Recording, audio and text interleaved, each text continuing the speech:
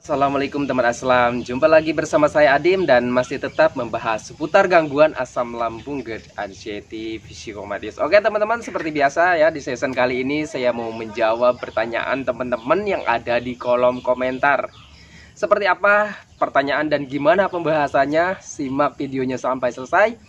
Jangan skip agar kalian mengerti, agar kalian paham. Kalau misalkan kalian mengerti, kalian paham, insya Allah teman-teman ya, kalian akan bisa lebih mudah menangani setiap sensasi dari gangguan asam lambung GERD anxiety psikosomatis. Dan buat teman-teman yang mau bertanya tentang seputaran gangguan asam lambung GERD anxiety psikosomatis, alangkah lebih baiknya kalian itu simak dulu video-video saya yang terdahulu, karena saya itu sudah banyak sekali sharing dan upload video tentang seputaran gangguan asam lambung GERD anxiety psikosomatis dari berbagai macam sensasi dan gimana cara menangani setiap sensasi yang hadir. Videonya sudah ada teman-temannya, silahkan kalian simak saja teman-temannya. Kalian itu masuk ke profil saya, klik bagian profil saya, klik bagian lainnya ataupun bagian video teman-temannya. Kalian scroll saja di akun saya, kalian simak saja dan sesuaikan saja videonya dengan apa yang sedang kalian rasakan teman-teman ya. Karena sensasi gangguan asam lambung GERD anxiety itu kan sensasinya banyak sekali teman-temannya. Supaya kalian tidak kebingungan dengan sensasi-sensasi yang sedang kalian rasakan, ya minimal teman-teman ya, kalau misalnya kalian mengerti, kalian paham, minimal bisa mengurangi rasa cemas kalian, rasa takut kalian gitu teman-teman. Silakan saja disimak, dipahami, lalu diterapkan ke diri kalian, kehidupan kalian gitu teman-teman ya. Semoga saja bisa menjadi patokan teman-teman, bisa jadi panduan ataupun bisa hanya sekedar motivasi ataupun menemani kalian ya teman-temannya yang belum membaik dari gangguan asam lambung GERD anxiety psikosomatis.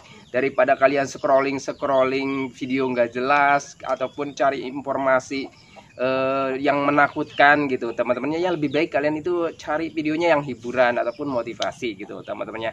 Ya mudah-mudahan saja gitu teman-temannya bisa membantu kalian untuk menjadi lebih baik gitu teman-teman ya. Karena ya saya merasakan sendiri, teman-temannya merasakan sendiri sensasi-sensasi gangguan asam lambung GERD anxiety itu sangat luar biasa gitu teman-teman ya. Oke teman-teman ya, kembali lagi ke pembahasannya teman-teman ya. Di sini saya sudah screenshotkan beberapa pertanyaan teman-teman ya. Mudah-mudahan saja waktunya cukup teman-teman ya, karena ini bisa seperti biasa ya teman-teman. Saya itu kalau bikin video itu sore teman-teman ya, karena ya pulang kerja gitu teman-teman ya. Kalau misalkan pagi ya nggak sempat ataupun siang nggak sempat karena saya kesibukannya kerja teman-teman ya. Oke, pertanyaan yang pertama, pernah Kak ngalamin yang namanya mudah capek, mudah lelah, mudah ngos-ngosan walaupun aktivitasnya sedikit ya teman-teman ya.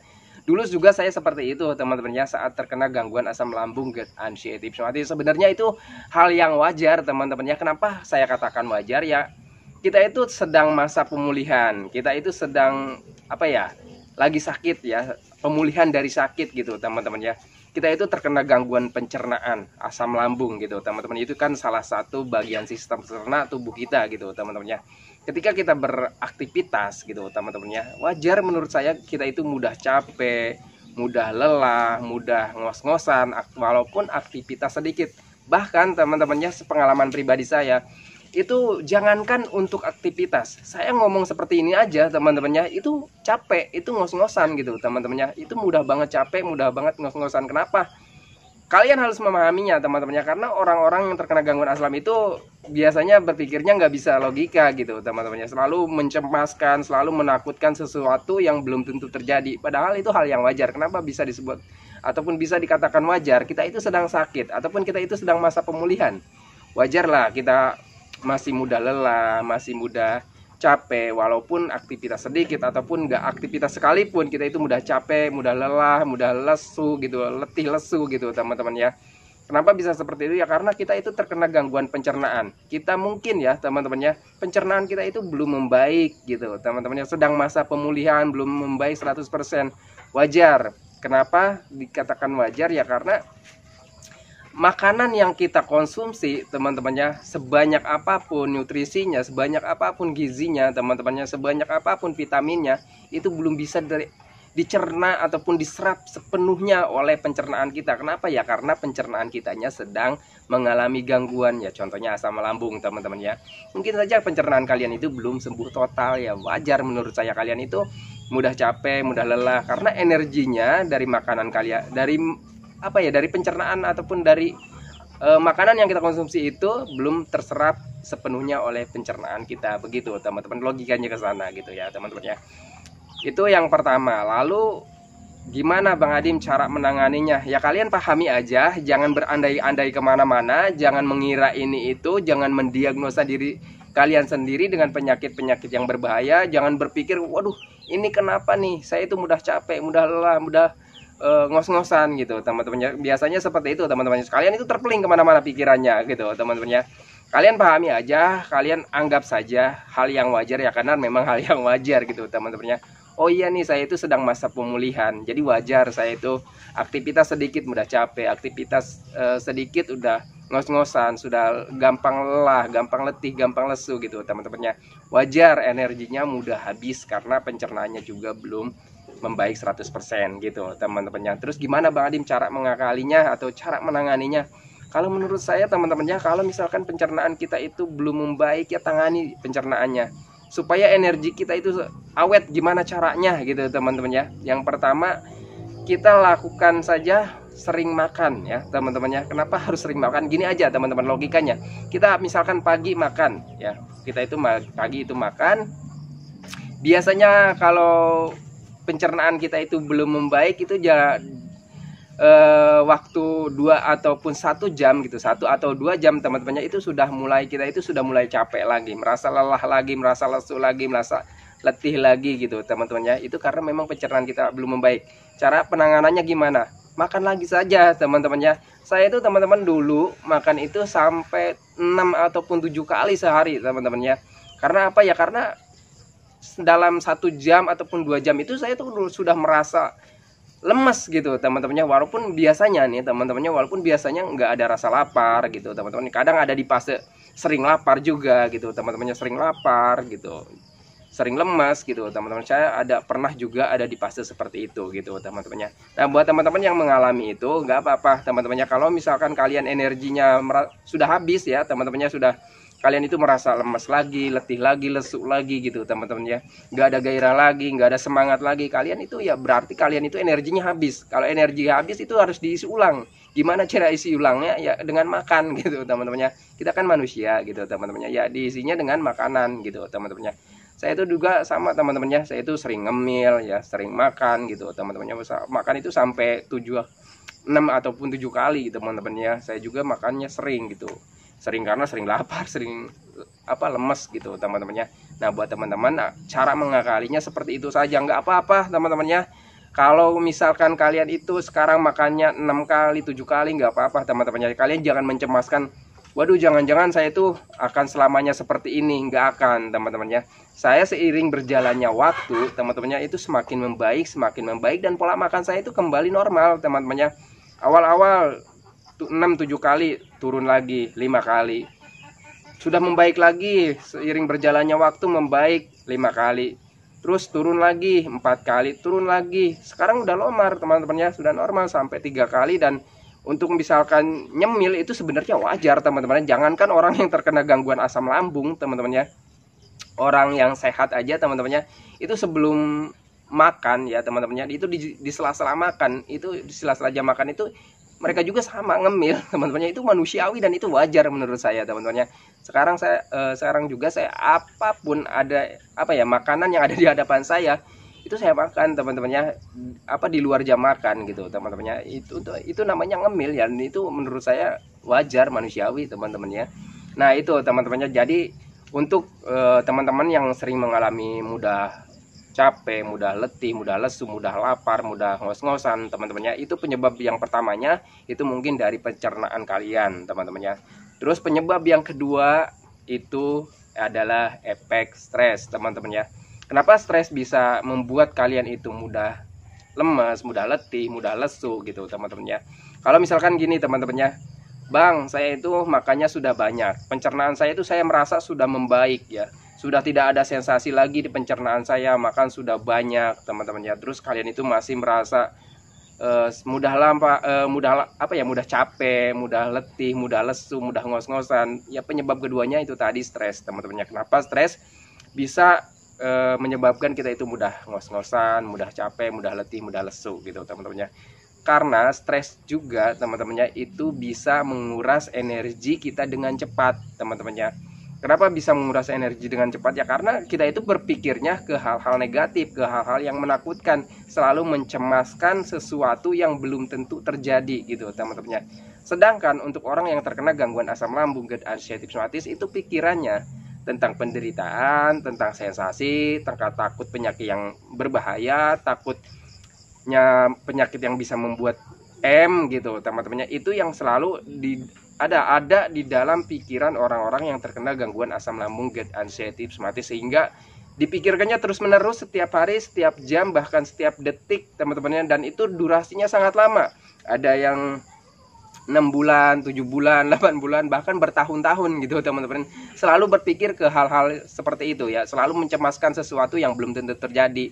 Takut keluar rumah, takut mandi, takut ini itu gitu teman-temannya.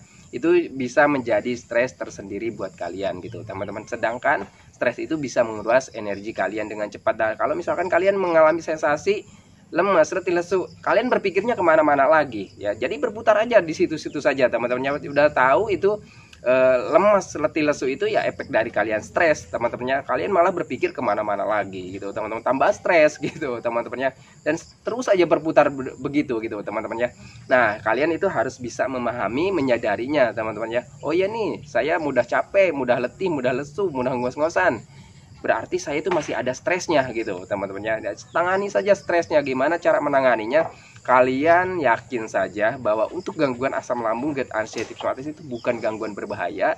Yakin saja dan tanamkan di dalam hati dan pikiran kalian itu, kalian itu nggak akan kenapa-napa, nggak akan terjadi apa-apa gitu teman-teman ya. Karena ya memang nggak akan terjadi apa-apa gitu teman-temannya. Untuk gangguan asam lambung, GERD, anxiety, psoriasis itu bukan gangguan berbahaya, bukan penyakit yang berbahaya gitu teman-temannya. Kalian harus melatih diri kalian, harus melatih mental kalian, dan kalian harus memahami bahwa yang terganggu itu bukan hanya di medisnya.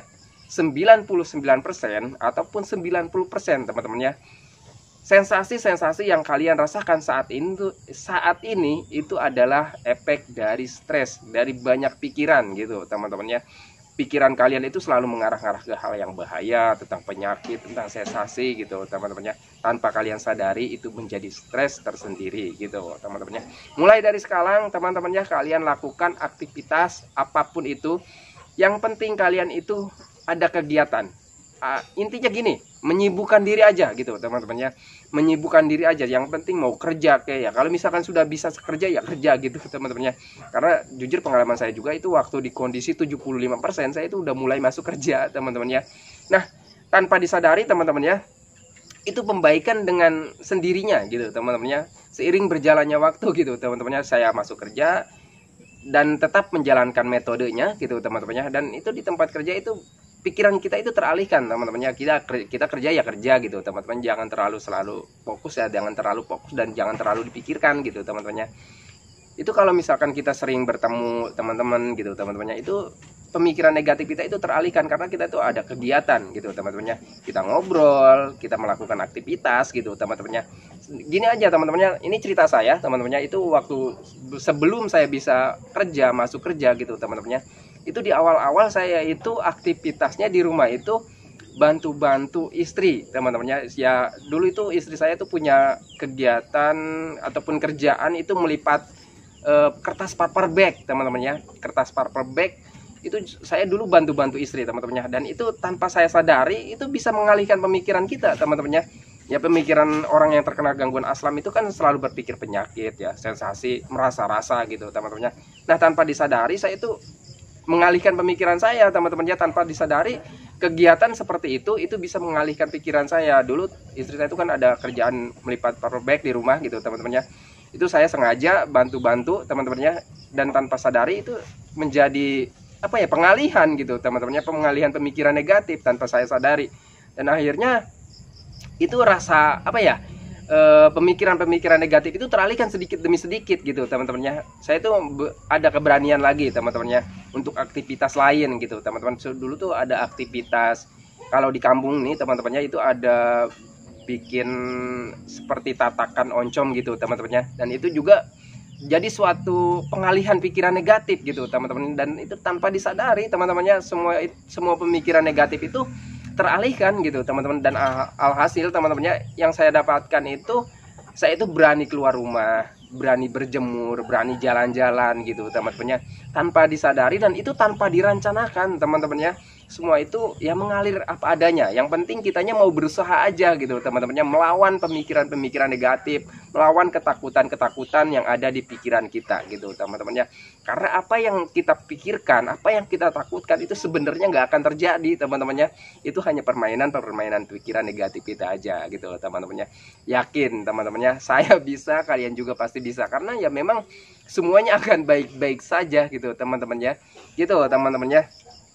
Jadi untuk teman-teman yang masih mengalami sering lemas, letih, lesu, itu ada 2 penyebab teman-temannya. Yang pertama dari pencernaannya mungkin belum membaik gitu teman-temannya. Kalau misalkan dari pencernaannya belum membaik, ya perbaiki pencernaannya dengan menjaga pola makannya, perbanyak asupan makannya yang berprotein, yang bergizi, yang bernutrisi gitu teman-temannya. Kalau misalkan sering lapar, ya sering makan aja, sering ngemil aja, gak apa-apa gitu teman-temannya. Kalau misalkan teman-teman itu pencernaannya sudah merasa membaik tapi masih sering lemas, letih, lesu, ya teman-teman perbanyak juga aktivitasnya, hiburannya gitu teman-temannya. Kalian harus meyakini bahwa apa yang kalian rasakan saat ini, apa yang kalian pikirkan saat ini, itu semua tidak akan terjadi gitu teman-temannya. Apa yang kalian takutkan itu nggak akan terjadi selama kalian sudah makan, sudah minum, lakukan aktivitas apapun yang membuat kalian senang, yang membuat kalian bahagia. Walaupun di awal-awal tidak ada kesenangan, tidak ada kebahagiaan, lakukan saja aktivitas apapun itu, mau kerja, mau apa gitu teman-teman, silakan lakukan saja, karena nggak akan terjadi apa-apa gitu teman-temannya. Yang penting makannya dipenuhi, minumnya dipenuhi gitu teman-temannya. Oke, itu ya. Ini jam berapa? Udah mau maghrib teman-temannya. Ini sebenarnya masih banyak banget pertanyaannya, tetapi karena waktunya sudah tidak memungkinkan lagi teman-temannya, udah sore, bentar lagi juga mau maghrib. Saya akhiri teman-teman ya videonya. Sebelum saya akhiri videonya teman-teman, saya doakan buat teman-teman yang belum membaik dari gangguan asam lambung, GERD, anxiety, psoriasis, semoga teman-teman itu cepat membaik teman-temannya, cepat pulih lagi keadaan kalian yang dulu teman-temannya. Karena saya yakin kalian itu sangat merindukan hari-hari kalian yang dulu teman-temannya. Oke teman-temannya, saya doakan semoga teman-teman itu cepat membaik, cepat sehat lagi, cepat kembali lagi keadaan kalian yang dulu teman-temannya. Entah itu emosinya, kebahagiaannya, keceriaannya, semoga cepat kembali lagi teman-teman. Dan jangan lupa doakan juga saya agar saya itu tetap sehat, tetap kuat, tetap ceria, agar tetap bisa menemani kalian yang belum membaik dari gangguan asam lambung, GERD, anxiety, psoriasis. Oke teman-teman, saya akhiri videonya. Assalamualaikum warahmatullahi wabarakatuh.